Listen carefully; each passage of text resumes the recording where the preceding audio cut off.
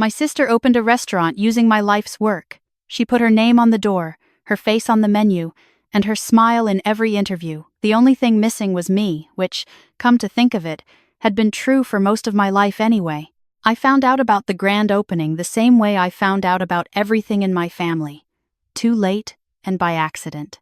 It was a Tuesday in March. I was sitting at my kitchen table in Portland with a mug of black coffee and my laptop open, going through revision notes on a brand identity project for a local bakery. The morning light came through the window at that particular angle I'd grown to love, long and pale, hitting the edge of my drafting table just right.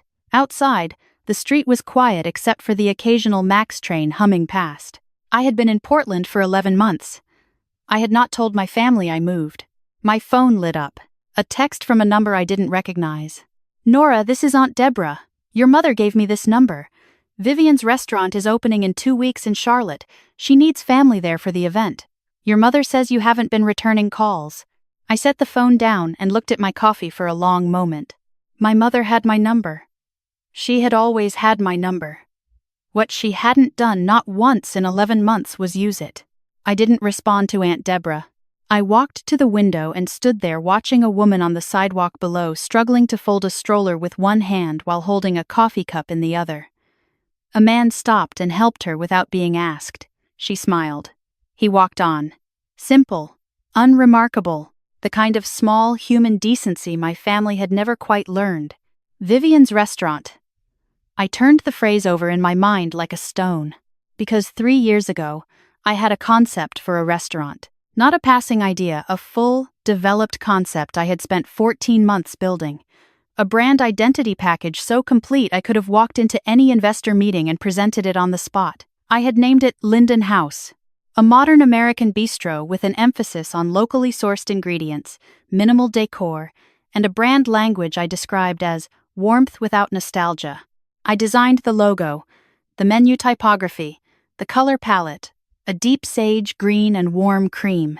I wrote the mission statement. I built a mood board that I was genuinely proud of. I had made the mistake of showing it to my sister. That was before Portland, before I packed my car and drove 14 hours north without telling a single person in my family where I was going. Before I let 11 months pass in the kind of quiet I hadn't experienced since childhood, the kind without expectation, without the low-grade hum of being needed only when I was useful. I met Jordan for lunch that Thursday, at a place near the Pearl District we'd been going to since I arrived. She was already there when I walked in, arms folded on the table, reading something on her phone with the focused scowl that meant she was annoyed about it. "You look like someone who got a weird family text," she said without looking up. "My aunt. Apparently my sister is opening a restaurant." Jordan put her phone down. Vivian. She studied me. "In Charlotte? Where else?" She leaned back. "Okay. So, the obvious question. I know. Have you looked it up?" "Not yet." She turned her phone around and slid it across the table. She had already searched it. The Instagram page loaded Linden & Co., opening March 29th in Charlotte's South End. The color palette was sage green and warm cream. The logo was a stylized branch of linden flowers. The tagline read, "Warmth without nostalgia." I sat very still. Those were my words. That was my phrase. I had typed it into a Google Doc at 2 a.m. in my old apartment in Charlotte 3 years ago, trying to articulate something I felt but hadn't named yet. I wrote it down and stared at it for a full minute because it felt exactly right. Jordan was watching me. "Nora, I know. I know." The waitress came by and I ordered without reading the menu. After she left, Jordan leaned forward. "You showed her the concept." I showed her everything. The full package. I thought I stopped.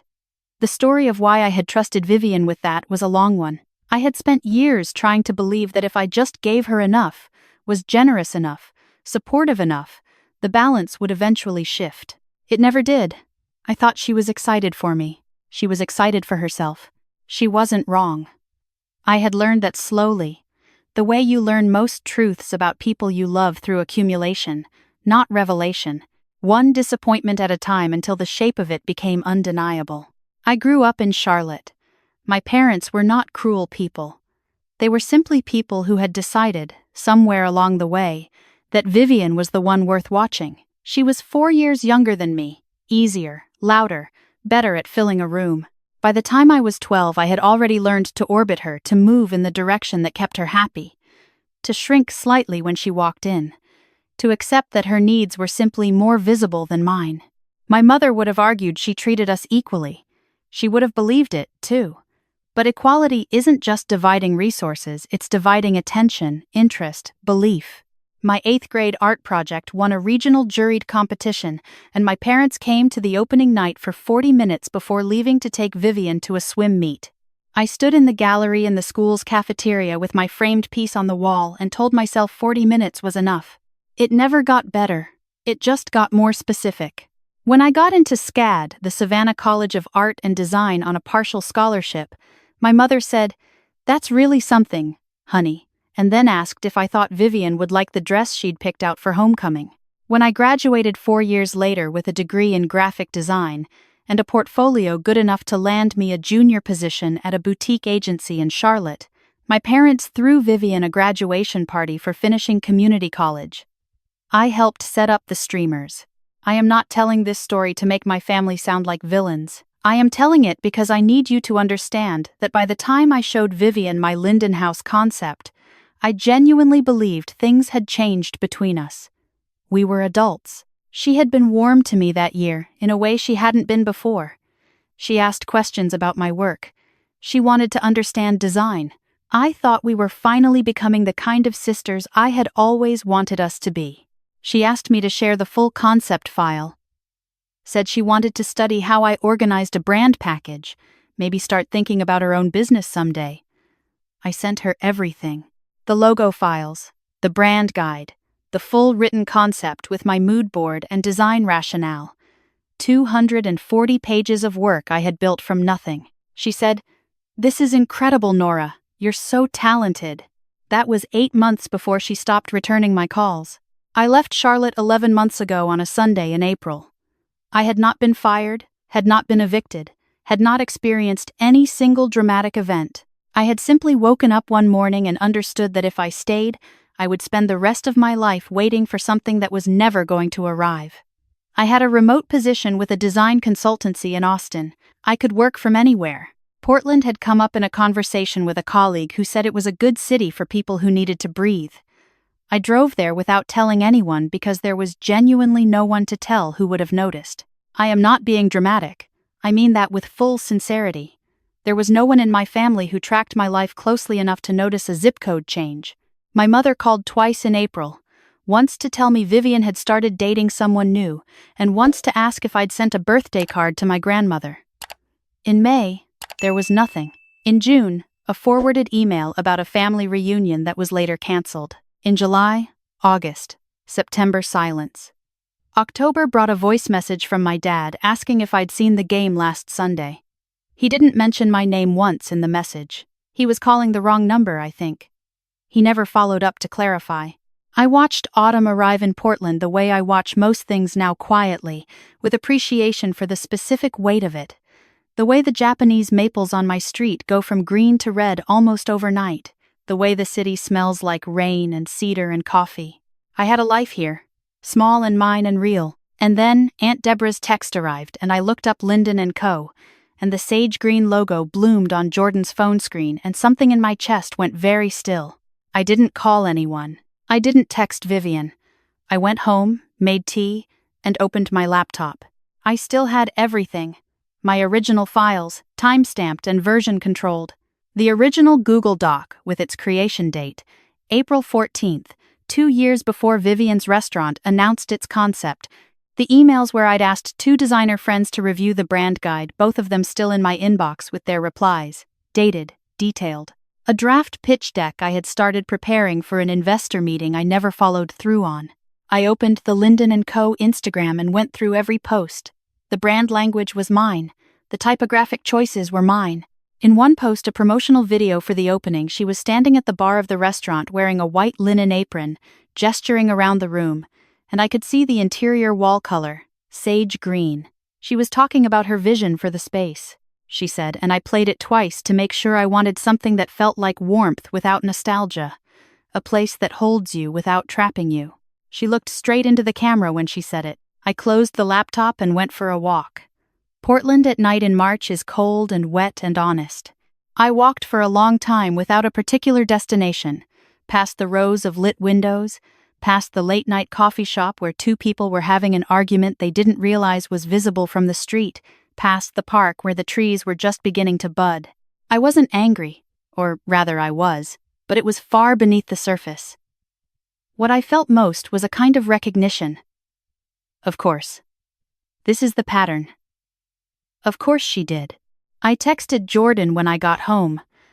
I have the original files for everything she's using, all of it time-stamped. Her reply came in 40 seconds. Then you have what you need. What do you want to do with it? I sat on the edge of my bed and thought about that for a long time. My grandmother called me the next morning. Not my mother, my grandmother, my father's mother, Grandma Ruth. She was 78, lived alone in a house in Asheville, and had the particular gift of calling at exactly the right moment without ever knowing she was doing it. I heard about the restaurant, she said, before I could say anything past hello. Word travels. Your Aunt Deborah talks to your mother who talks to me. A pause. I looked it up. Grandma. I know what your work looks like, Nora. I have your old sketchbooks. I remember when you told me about that concept 2 Christmases ago. You sat at my kitchen table with your laptop and showed me every single piece of it. Her voice was steady and dry, the way it always was. She had been a school principal for 30 years. She did not waste emotion. That's your work on that restaurant. The simple fact of being believed hit me somewhere I hadn't expected. I pressed my hand flat against the wall beside me and breathed. I know, I said. What are you going to do? I haven't decided. She was quiet for a moment. Then, your mother called me last week. She wanted me to call you and ask you to come to the opening.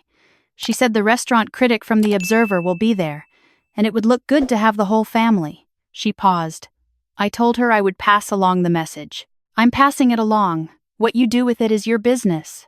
Did she ask where I was living? She did not. I let that sit between us. She thinks you're still in Charlotte, my grandmother said. In the same apartment. I've been in Portland for 11 months. A long silence. Then something I didn't expect from her, a short, quiet exhale that might have been a laugh, or grief, or some combination of the two. Baby, she said softly. I'm sorry. I should have been checking on you. You don't need to. I know I don't need to. I'm saying I'm sorry anyway. Her voice settled. You don't owe them this opening. You don't owe her your silence either. Whatever you choose to do it for yourself. Not for them. Not even against them. Just for yourself. I wrote that down after we hung up. Not for them. Not even against them. That evening I opened my files again and put together a simple document. 2 columns. On the left, my original Linden House brand guide with timestamps, version history, and the email thread with my designer friends reviewing it. On the right, screenshots from Linden & Co., social media, press releases, and the promotional video with the transcribed dialogue. The similarities were not subtle. They were exact in places: language, color codes, structural choices in the logo. In design, that level of correspondence doesn't happen by coincidence. It happens when someone uses your file. I sent it to one person. Marcus Webb, a former colleague I trusted, now working as a creative director at a respected agency in New York. I had consulted with him on the original concept years ago. His notes were in my files. He had seen Linden House when it was still just mine. The subject line was, I need a second opinion on something. He replied in 2 hours. This isn't a gray area, Nora. I remember reviewing this. I'll put that in writing if you need it. I had not planned to go to Charlotte. I had no intention of appearing at the grand opening like a confrontation waiting to happen. But the day before the opening, my mother called not Aunt Deborah, not a forwarded email. My actual mother, calling my actual number. I answered. Nora. She sounded surprised that I picked up. Hi. I'm calling about the opening tomorrow. Vivian would really like you there. I waited. She's nervous, my mother continued. It's a big night for her. The whole family is going to be there. It would mean a lot. Mom, I said, do you know where I live? A pause. What do you mean? What city do you think I'm in right now? Another pause. Longer. Charlotte? I've been in Portland, Oregon for 11 months. The silence that followed was a specific kind, not just surprised, but recalibrating, the sound of someone reassessing something they thought they knew. What? Why didn't you tell us? I didn't think anyone would notice, I said. Not bitterly, just factually. I was right. Nora, that's not fair. I'm not calling it unfair. I'm calling it true. I kept my voice level. You called me today because you want me at an event, not because you missed me, not to ask how I've been. I understand that, but I want you to understand that I understand it. She was quiet. Then, that's a cruel thing to say. Maybe, but accurate. We stayed on the line for another minute without saying much. Before she hung up, she said, "Your sister worked very hard on this restaurant." I know, I said. I know exactly how hard she worked. I did not go to Charlotte. I stayed in Portland, went to bed at a reasonable hour, and woke up to Jordan texting me a link. The grand opening had happened. The Charlotte Observer critic was there. The review ran online the next morning, and it was largely positive until the comments section lit up. A graphic design professor from UNC Charlotte had seen the promotional material and recognized something. She had been a judge at a regional branding competition 4 years earlier. One of the entries, mine, submitted under the title Linden House, had placed second. She remembered it specifically because she thought it should have won. She posted a side-by-side comparison. Within an hour, 2 more people had chimed in.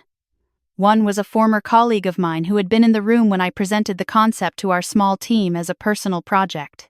Another was a designer who had been in a workshop I attended where I'd used my mood board as an example of a fully realized brand identity. Marcus had quietly added his comment too. A single professional statement confirming that he had reviewed this concept in its original form and could verify its origin. The design community is small. The Charlotte design community is smaller. By noon, it had spread to Twitter. By evening, there was a thread. Vivian called me at 7 p.m. I let it ring. My parents called at 7:15. I let that ring too. At 8, a message came from a number I didn't recognize, Vivian's boyfriend, it turned out, who I had never met. "Vivian needs you to post something saying, 'This is all a misunderstanding. She's really struggling right now and this could destroy everything she's built.'"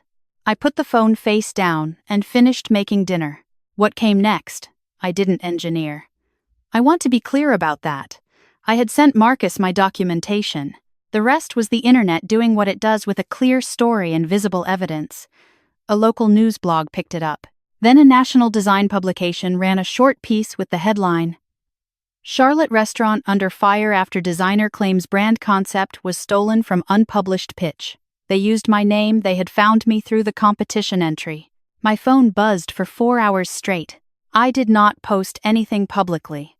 I did not give a statement to any journalist who reached out. I had one rule for myself going into this. I would tell the truth when asked directly. I would not go looking for microphones. I didn't need to. 3 days after the opening, I received a FedEx envelope at my Portland address, which meant someone in my family had bothered to find out where I lived after all, now that there was a reason. Inside was a letter from a Charlotte attorney representing the Linden & Co., LLC. The language was careful, but the meaning was plain. They were requesting that I refrain from making any public statements regarding the restaurant's brand identity, enter into a non-disclosure agreement, and acknowledge that any similarities between my prior work and the restaurant's branding were unintentional and coincidental. I sat at my kitchen table and read it twice. Then I set it on the corner of my desk, next to my Women in Design award from 2 years ago that my mother had once called a cute little certificate. I did not sign it. I did not respond to it. My grandmother called again 4 days after the opening. She had seen the news coverage, someone had sent it to her. "I want you to know," she said, "that I told your father what I know to be true. I told him I was at your kitchen table when you showed me that concept. I am not a designer, but I know what I saw." Her voice was quiet and steady. He didn't say much, but he heard it. "Thank you," I said. "Don't thank me for telling the truth." A pause. "How are you, baby?" Not the situation. You. I thought about it. Outside, the rain was coming down again, steady and soft. The way Portland rain usually is, not dramatic, just present. My apartment was warm. My coffee was good. I had a project due on Friday that I was genuinely excited about. "I'm okay," I said. "I'm actually okay." "Good," she said simply. That's the whole point. The restaurant stayed open, but the opening month was not what Vivian had planned. Two of the corporate sponsors who had been featured in the press kit quietly withdrew their co-branding. The food blogger who had planned a feature postponed indefinitely. A Charlotte magazine that had scheduled an interview with Vivian for a women entrepreneurs piece pulled the story from their upcoming issue without explanation. None of that was my doing. It was the natural weight of a truth that didn't need me to carry it. Vivian sent one email. I read it and then sat with it for a day before deciding how to feel. It was 4 paragraphs long. The first 2 were defensive. The third was angry. The fourth was something different. She said, "I told myself you weren't using it, that you'd moved on to other things and didn't need it. I told myself that enough times that I think I started to believe it. I know that's not an excuse. I don't have one. I just wanted you to know that I knew, somewhere, that it was wrong. I just wanted it more than I cared about that." It was the most honest thing she had ever said to me. I didn't respond. Not because I was punishing her, but because I genuinely didn't know what to say, and I had learned slowly, over years, that silence is sometimes the only honest response to something you haven't finished processing. My parents' messages in the weeks that followed were a pattern I recognized. First, the request, "Call us, we need to talk." Then the reframe, "Vivian is struggling. This is affecting the whole family." Then, finally, the appeal. "Surely you don't want to see your sister lose everything over this. You've made your point. Isn't it time to put this behind us?" I thought about what my grandmother had said. Not for them. Not even against them. I typed one message to my parents and sent it into the family group chat, which I had been removed from at some point and re-added to without being asked.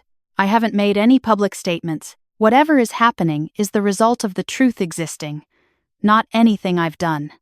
I hope Vivian figures out a way forward that she can be proud of, my father replied an hour later. One line, "We should have paid more attention." I stared at that for a long time. It wasn't an apology. It wasn't even close to one. But it was the most I had heard my father acknowledge in 30 years of existing in his peripheral vision, and I felt the weight of it settle somewhere specific inside me, not painfully, just with a kind of finality, like something putting itself down for the last time. Spring came to Portland in a slow, generous way. I found a studio space I could rent by the hour for larger projects. I took on 2 new clients, a small nonprofit and a coffee roaster whose work I believed in. I started going to a design meetup on Thursday evenings where people brought problems and other people brought ideas, and no one competed for the title of most impressive in the room. At one of those meetups, I got into a long conversation with a woman named Priya, 24, just out of school, genuinely talented, and genuinely uncertain in that particular way that talented young people are, when no one has told them clearly enough that their instincts are good. We talked for an hour about her portfolio, about how to approach clients, about the difference between doing work you can defend and doing work you're proud of. She emailed me the next week to say she had gotten her first freelance contract. I printed the email and pinned it to the board above my desk, next to the Women in Design certificate and directly above the unopened copy of the NDA that arrived from my sister's attorney. I thought sometimes about the version of me that would have responded differently to all of this. The version that would have driven to Charlotte at the first sign of trouble, tried to fix it, tried to protect everyone from the consequences of their own choices. That version had spent a long time believing that if she made herself small enough, steady enough, useful enough, eventually someone would notice her. Eventually the scales would balance. They don't. Not like that. I was not erased by my family. I want to be precise about that, because it matters. I allowed myself to be made invisible, which is a different thing. I stood still while they looked past me. I handed over my work and my trust and my patience in pieces, and when there was nothing left to give, I expected them to finally see me, as though emptying myself were the price of admission. What I know now, in this apartment in Portland with the rain on the window and the sound of the Max train 2 blocks over, is that you can't earn your way into being seen by people who have decided not to look. You can only decide, at some point, to stop waiting in the room. The restaurant is still open. I checked once, about a month ago. Not from obsession, but from a mild and distant curiosity, the way you might glance at the weather in a city you used to live in. The reviews are mixed. The branding has been quietly updated. The tagline is different now. The color palette has shifted slightly. Someone made a decision. My sister and I have not spoken. My parents call occasionally, and I answer sometimes. The conversations are shorter than they used to be, and more honest, which is an improvement. My grandmother calls every Sunday, and we talk for a long time about things that have nothing to do with any of this. I don't spend time being angry about what Vivian did. I spent some time with that anger. I think it deserved its moment, but I didn't let it take up residence. What I keep instead is something harder to name. A clearer understanding of my own value. A refusal to measure it by whether other people confirm it. My name is on my work now. Every file, every client contract, every presentation I give. I say it out loud in rooms where I used to stay quiet. I send invoices without apologizing for my rates. I take up space in conversations that previously I would have folded myself into a corner to have. None of this is revolutionary. I'm aware of that.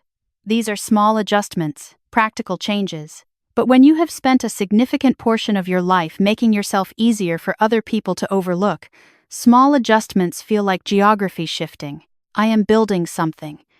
It is mine. I know exactly where every piece of it came from. If you've ever found yourself in a version of this story giving your best ideas to people who take them without looking at you, shrinking yourself in rooms full of people who are supposed to love you, waiting for recognition from someone who has already decided your background, I want to say this. The waiting is the thing that's costing you. Not them. Not their choices. The waiting. You don't need a dramatic exit. You don't need them to understand before you leave. You don't need to be believed by the people who chose not to believe you. You just need to stop organizing your life around their absence of attention. I moved 11 months ago, and no one noticed. That hurt, for a while. And then it became the most clarifying thing that has ever happened to me. They are welcome to the version of me that waited. I'm done with her too.